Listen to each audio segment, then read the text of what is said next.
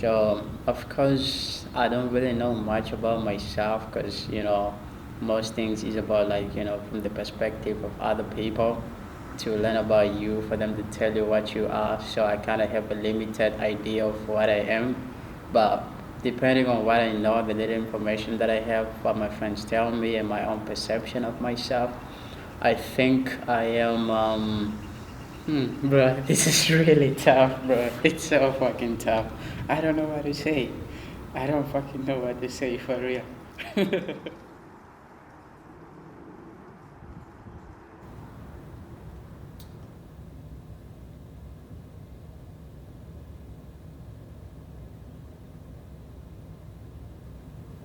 Oh, that's a very complicated question, and it doesn't have an easy answer.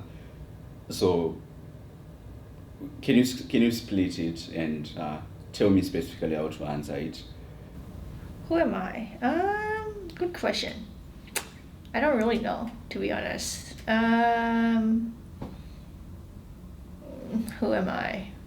Well, I think I am somebody who's how can I say? A disaster, a human disaster.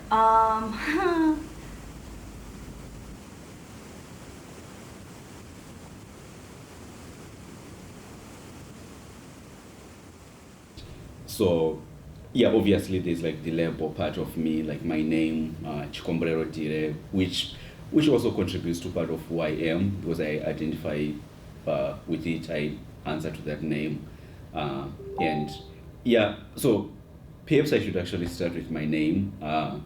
So my name, it's more like it's part of my what can I say, my heritage, like my personal heritage, my family background, and that contributes to part of who I am, because I identify strongly with my family and the people who were before me. So yeah, that is also not strictly a patrilineal thing. I also identify very well with my mother's side, and they are still my very close family, uh, despite it being not so culturally normal in my country because we are more of a patrilineal society. I guess a lot of me is defined by academics. So we start with major. I am a bio and philosophy dual degree. Um, Career wise, I don't know where I'm going in life, but I would like to work intimately with immunology in a lab, ideally in a role, a PI kind of role where I'm independent.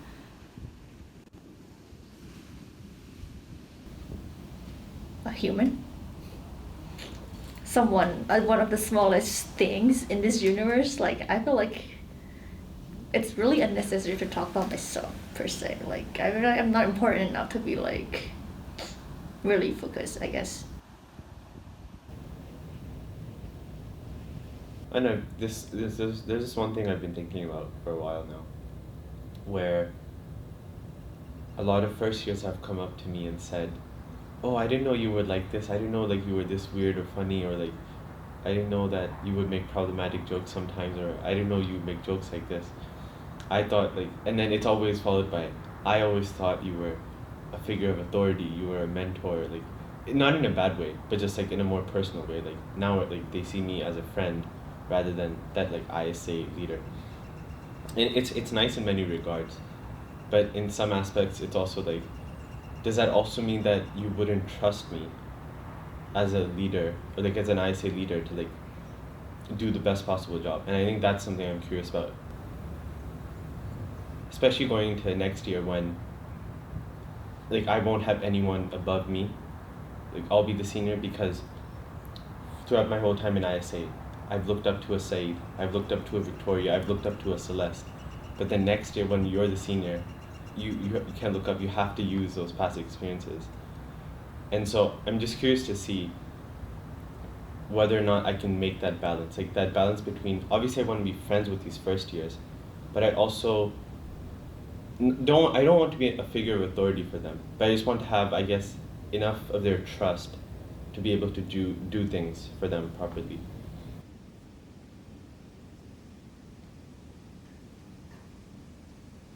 So right now I'm sort of just like excited and curious about learning more about the future in a way, like what's gonna happen in the future in terms of like technology, like what are we gonna be able to do with technology in the next 50 years, for example, because that's like within my lifespan, within my current generation. So I'm excited to looking forward to like how things are gonna change, like given like with technology, it sort of like grows exponentially. So I'm curious and seeing on how we are planning to be using that. For example, with what is this? The metaverse. You know, like that's what one thing we're using technology for. So I'm excited to see how that is gonna affect people, either in a good way or a bad way.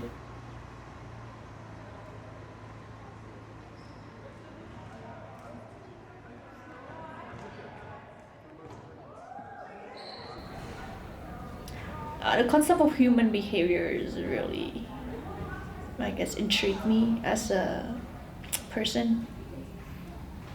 You know, I mean, different people act different way in a certain way or whatever not. It it's kind of like mind-boggling, like how some people make certain decision or whatever, and that's kind of like really make me curious. Like certain things like war and stuff. Like how do one decided? Oh well, it's time to go to war, or like can there be a different solutions? Like I don't know. In like this time and age, it just really bizarre to me how one could make that kind of decision. Like I guess I'm really influenced by current events and stuff, and like with the war between Russia and Ukraine, it really does make me think a lot about like one's decision to go do certain things. I know, like I guess yeah.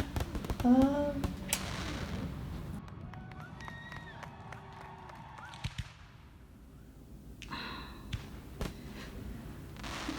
I feel like I don't have any particular curiosities. I've always been the kind of person where like I go through phases of curiosity, like, oh, stones are pretty cool, rocks are pretty cool, birds are pretty cool. And I guess right now the current phase is just what I'm studying, which is cancer immunology. Okay, basically, I'm very curious about seeing my family develop and grow old. Not in a terrible sense, but as in like mature and reach new levels of, of complex relationships. So basically, as my sisters develop into adults, well, obviously, I would have developed into an adult as well. So yeah, I'm very curious to see what our family dynamics would be then, because right now everything is still so simple, and all of us, we kind of still have very very fun times. So because personally, as I've been what can I say, as I've been growing a little bit old, my concepts of fun have been changing a lot, and yeah, I'm very curious of how that concept of fun, love, and being there for each other will continue developing as a family in the future.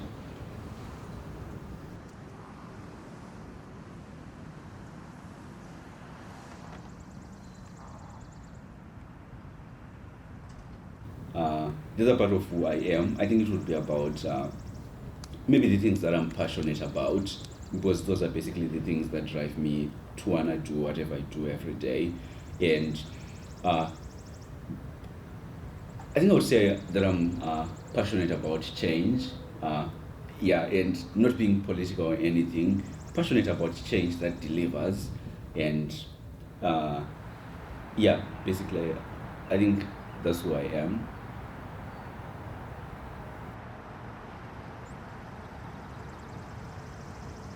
I mean, some people might say, I don't know, whatever, be like, I guess you are, I guess, an important aspect of this universe. But to me personally, just like a speck of dust in this, I guess, huge world, not really important.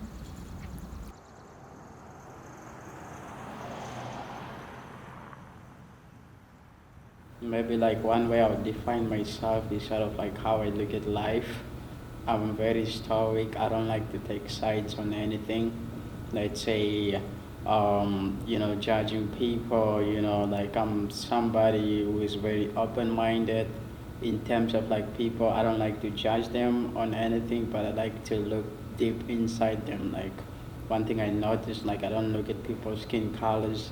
I don't look at people's like height or whatever physical features that they have, because I sort of like have this understanding that as human beings, we are not like physical beings, but we are like something inside of ourselves, something besides how we look like.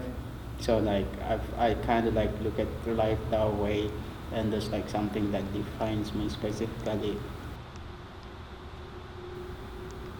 I I don't really know who I am. Like I feel like I kind of just exist in my life, and who I am doesn't really matter so much as it so much as what I'm doing with my life. Yeah. Just an average guy. Like, I really don't know how to answer that. Because I know, like, do you talk about nationality? Do you talk about things you like? I think nothing pulls me very strongly like that to, like, be the defining aspect of me. Just someone existing and interfacing with things.